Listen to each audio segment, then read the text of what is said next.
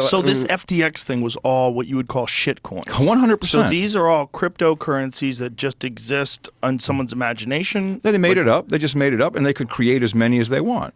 That's the whole game. We go back to the dollar. They created 40% of all the dollars printed were made in the last 3 years. What did we get? Inflation.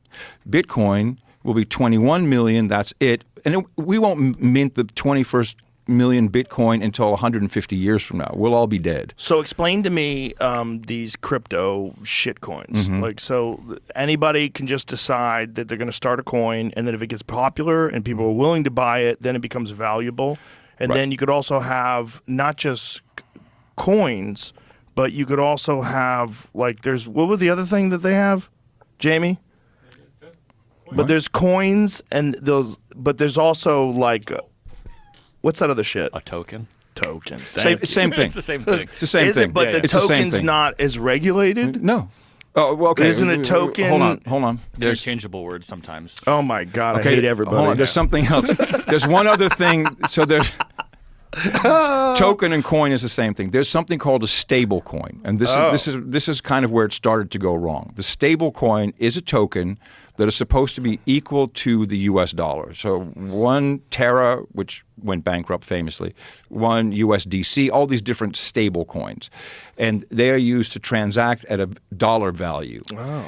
But they're supposed to be backed by one-to-one bonds, money, cash money, etc. This is now getting regulated. This is what BlackRock is doing. BlackRock invested in USDC, and so I believe it's inflationary, but it really is. The idea is you can now transact with a digital dollar back and forth that is the value of a dollar. And it turns out that some of these no one has actually said, well, so there's 10 billion I'm just making a number, 10 billion USDC tokens, stable coin. When you ask, can you please show me that you have $10 billion in value backing that up? Everyone says, no, that's none of your business. Oh. So it's very iffy what's going on there. And Terra, that started the whole thing off. That went bankrupt because people started saying, I want to give you my stable coins, give me US dollars. And it was a run on the bank. And they didn't have all the assets to pay everybody the money. And then it just starts to unwind because that's what all these guys are. Bitcoin it's now 14 years old. It was a great invention, and people saw that and said, what a great idea. I'm going to rip people off by creating these shit coins, make them valuable just by buying and selling, creating more, everyone buys them, I get out, I have $10 million, you're holding the bag. It's a fucking scam. The whole thing all of that is a scam, including Ethereum. But it's amazing that scam got them an arena. It got them to be the number 2 donor to the Democratic Party. Fantastic. Isn't that amazing? Yes, I love that. I love that it all fell to shit. This is great. Amphetamine taking kids who were fucking each other in an apartment in the Bahamas.